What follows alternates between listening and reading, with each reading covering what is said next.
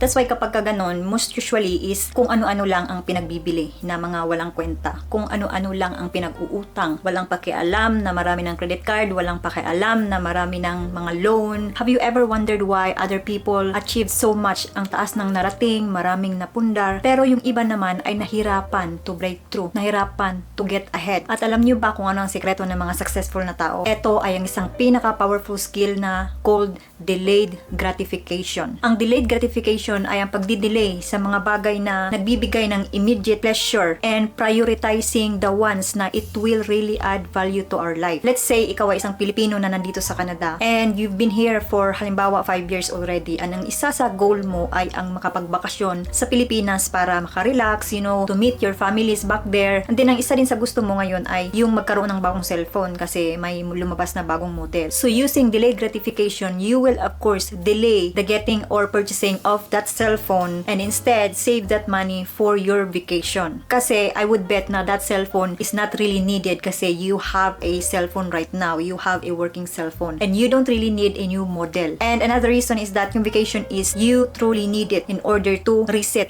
your mind, be able to relax, and of course spend time with your family out there in the Philippines na you haven't seen for quite a long time. And alam nyo ba, pag ginagawa nyo to, it will really enhance and strengthen your self-discipline. And by doing this over and over, delaying gratification will be like a small thing for you, and then hindi mo na namalayan na you've been achieving so much. The big goals that you once have is now turning into a reality dahil yung delayed gratification is na-master mo siya. There is this psychologist called Walter Mischel na nagsagawa ng isang study sa mga bata on marshmallows, na yung mga bata na they choose to delay eating one marshmallow right away and opting for 2 marshmallows later on ay nagkaroon ng more successful na buhay. And if we apply this concept in our life, we will really achieve so much. This is such a small thing if we imagine, diba? Because we're just delaying something. Pero it makes such a huge impact in our life. Imagine achieving something really big in your life. Yung vision mo before, yung dream mo before. Just because you were delaying something, yung something na yun I will just give you immediate pleasure, not a long-term happiness. In today's world na meron na tayong internet, social media, and everything seems to be instant, your ability to wait is such a great power. Diba? Kung iisipin mo, ang laki na ng achievement natin if we can wait, if we will be able to discipline ourselves and wait for something instead of jumping on and clicking on that bait right there in front of you. And I don't blame you because in today's generation, in today's technology, everything that we see out there, especially in the online world, seems to be created and curated for us. That's why everything we see is talagang makaka-relate tayo na, I think this is for me, this is my favorite color, this is my favorite design. And it's so tempting to jump into it right away. But as we know it, this will only provide surface level lang, parang shallow kind of happiness lang. Kasi yung isang bagay na makuha mo, which you will feel like fulfilling success, is hindi siya ganun kadali. Everything that's worth it takes time talaga. Halimbawa, in our everyday life, it's very easy to just sit in the couch after your work and stare at the TV for 1 to 2 hours, sometimes 3 hours, diba? That is such an easy thing to do, easy task. It's automatic, we don't really have to think about it, diba? However, if we spend that time, like 2 hours in a day after work, trying to learn something, like digging out there in the YouTube or out there in the internet, trying to learn, new skill or new knowledge, that one will be more worth for you than just watching the TV. And I know that we all deserve, relaxation, such as watching a movie, especially after a long day's work. Pero if we really have goals, especially if one of your goal is talagang to improve yourself, watching TV like that just for entertainment will not be in your list. Kasi you will prioritize learning. You will prioritize learning new skill, adapting new techniques or something like that. Even learning about yourself or healing about whatever trauma you have is really worth it compared to just, watching TV and seeing things, and then it will make you wish you have that thing or you have that material thing. But the choice will be yours. We all have our free will. We can choose what we want in life. One of my videos has this comment na it says, I am forcing you guys to do this and do that, which is not. I don't think people like me who are sharing our knowledge and our learnings from our experiences in the past are forcing people. I think we're just passionate about helping people. It doesn't mean now we are creating content about something and we are sharing something that we are forcing people. I acknowledge and I know that we all have our free choices. We can make our own choice. When it comes to delayed gratification, ang isang mahalagang bagay talaga na may apply natin to sa sa buhay natin is when it comes to our money, our finances. Kasi if we make some sacrifices right now na hindi natin bilhin yung mga bagay na like mga cellphone, mga mamahaling sasakyan na hindi mo talaga kailangan, we will receive the reward at the end. If you delay a small thing right now for a bigger purpose, of course, you will reap the rewards at the end. Dito sa Canada, it's really easy to splurge into something. Si Kuya nga sa isang comment sabi niya, some people here in Canada, sabi nila, ang reward ng pagpunta mo dito is yung madali kang makautang, madali kang makakaskas sa credit card mo, and madali kang makakuha ng credit card, which is true. Even sa sasakyan, if you go there today at yung mga walang problema, like nandun yung sasakyan, everyone is there, yung nagpa-finance, whatever is nandun, you can even bring that car at the end of the day or the next day. That easy. And you know why banks or yung mga,